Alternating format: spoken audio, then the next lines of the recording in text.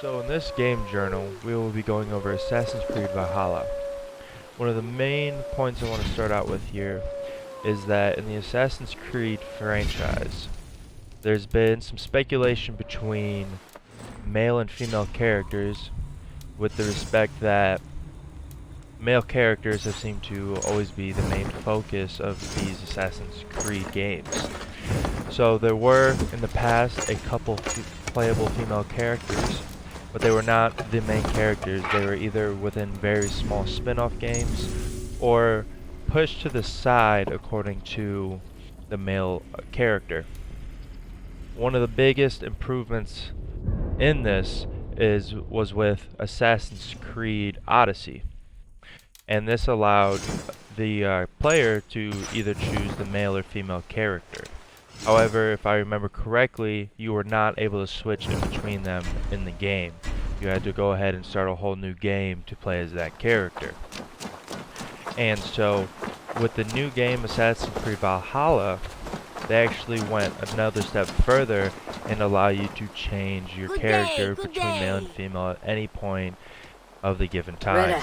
And so this goes with allowing very specific kind of customization, where you have head tattoos, etc. Different kinds of armor, different looks of armor. As you upgrade armor, they have a different look to them, and so you can really go ahead and customize your character. The one thing that this is lacking, though, is race, and that just is that there's only one race setting. You cannot go ahead and switch races like that. The characters' presets are Caucasian for the male and female. However, there has been improvement over the years on adding playable female characters, as well as in Assassin's Creed Valhalla, there are actually many female NPCs, especially ones that do take a big part in the storyline. So another important subject when it comes to video games, especially those of action, is violence within the game. Violence within video games has definitely been a big discussion, a big debate, as some instances have occurred where they've tried to find a correlation between video games and a horrific accident that might have happened in real life.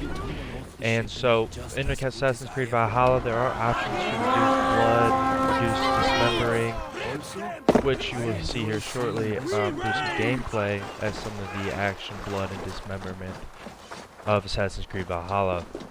And I think the main reason why that these developers allowed this kind of bloodshed within this game is for the simple fact that it's what players want, right?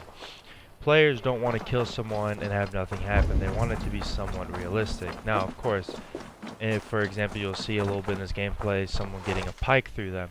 They just have blood pop out rather than, you know, their chest coming out and other things. But there are some games, I forget the title, but it's a sniper game, I'm sure many people know what I'm talking about, in which when you shoot someone through the head, you see the bullet go straight through the skull, pop out the eyes, you know, the brain comes out the back and the brain explodes, things along those lines. And I really think it's just a different opinion about how the developers want to go about their game. Do they want to have extreme bloodshed and everything, make those gruesome kills like, oh snap, like, dang, that guy just got his head blown off, and things like that. It really just depends on what the developers want out of the game.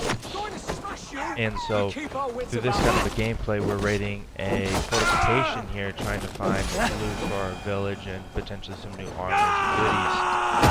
And so, you know, when you're going about this, you do different combo moves and all that. You see the blood shed constantly happen. There's different kinds of violence within this game.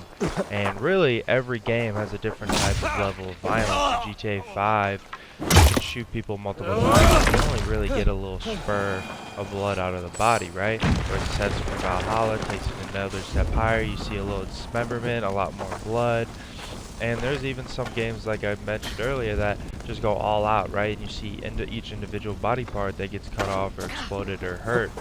And so this really just, like I said, comes down to the developer's perspective about what they want of the game. But I definitely think violence, bloodshed within video games is something to look at and consider.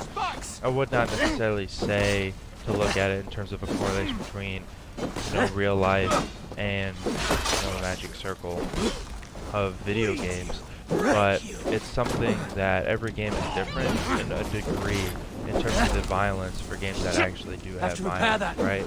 Because in one aspect you could think that like Mario games have violence because you're fighting other players, but in one of the Mario games it might just be you shooting water at them to take them out and they happen to slip and fall, right? There's no true bloodshed, but in one aspect there is violence. So it definitely creates a big topic overall.